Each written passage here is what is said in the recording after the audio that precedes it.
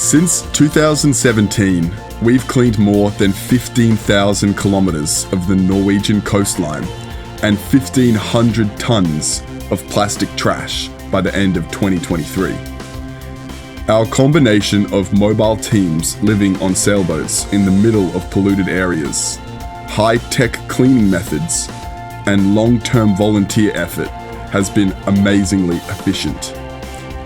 But how would this concept work in other countries? That's a question we've been thinking a lot about.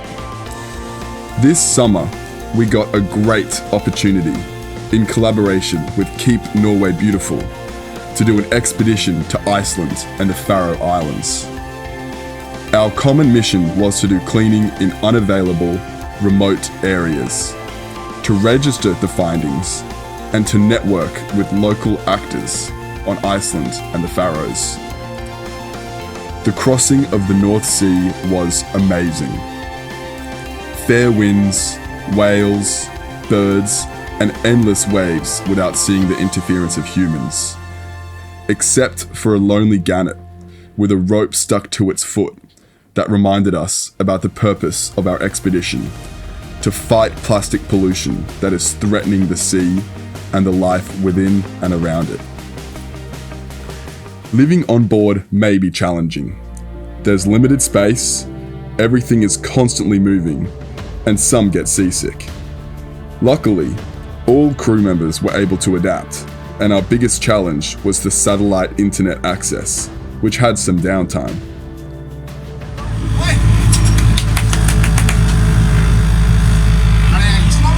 Iceland! Ja, dere. Det er land. Det er Island. Det er ikke så lett å se, for det er mye tåke, men nå er vi snart i havn.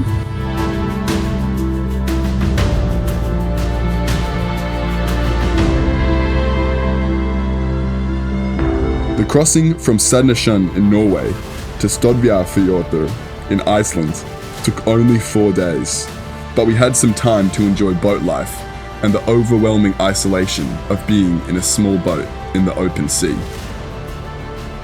Sailing around the whole country of Iceland is also some distance, and we did some crew changes on the way. Only the skipper Rolf and deckhand Joris stayed on board for the whole expedition. In Iceland, we met actors from the fishing industry, the government, local beach cleaners, and others, and we got the impression that everything is the same as in Norway. Even the trash on the beaches is the same. The Icelandic and Faroe people are struggling with the same issues as we do, making the sources of the litter responsible, funding cleanups, and recycling the waste. We exchanged some ideas and made a foundation for future international dialogue and collaboration. The plastic in the ocean is an international problem, with no borders. We found Norwegian trash in Iceland, as well as we have found a lot from Iceland on the Norwegian coastline.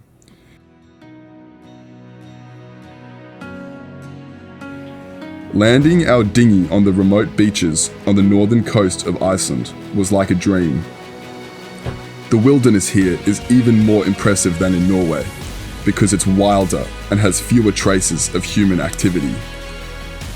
The wildlife here doesn't even seem to care much about us visiting, except for some curious polar foxes. They have not learned to be afraid of humans yet.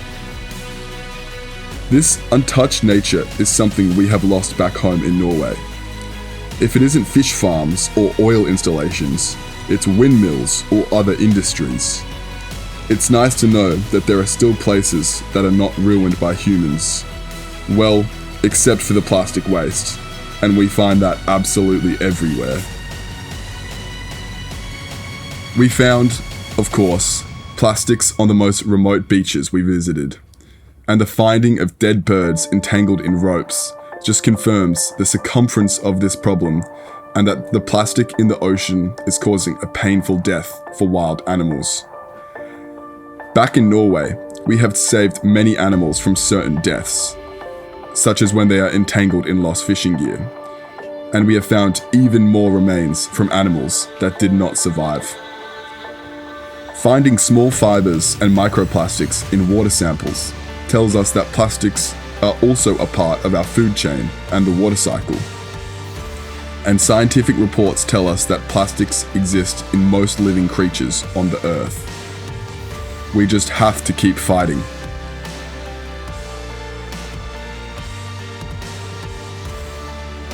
Close to Reykjavik and at Ísafjörður, we observed how tourism is the industry that probably affects nature the most in Iceland. There were numerous cruise ships going in and out of the harbours, and the whale safari boats were constantly taking out new groups of tourists that probably travelled to Iceland from all over the planet. At least we came here by wind and a very low-emission sailboat. After 6 weeks of sailing from Norway to Iceland and the Faroes, we arrived back in Norway, tired but enriched with more knowledge, inspiration, and new friends. We are deeply grateful to Keep Norway Beautiful, who gave us this opportunity.